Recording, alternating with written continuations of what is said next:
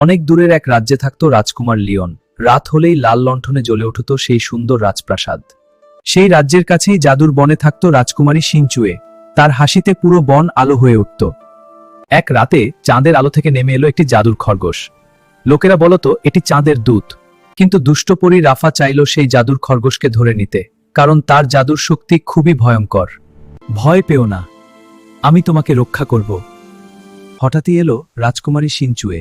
Leone, খরগোশটা আমাকে দাও। খরগোশ হঠাৎই জ্বলতে শুরু করলো। সে বুঝে ফেলল এটা আসল সিনচুয়ে নয়। পরের মুহূর্তেই রাজকুমারীর রূপ ভেঙে গেল। খরগোশটা আমাকে দাও। কখনোই না। তারপর শুরু হলো লিওন আর রাফার ভয়ঙ্কর যুদ্ধ। ঠিক তখনই সত্যিকারের রাজকুমারী সিনচুয়ে এসে পৌঁছালো। সে দুষ্টপরী বন্দী হলো।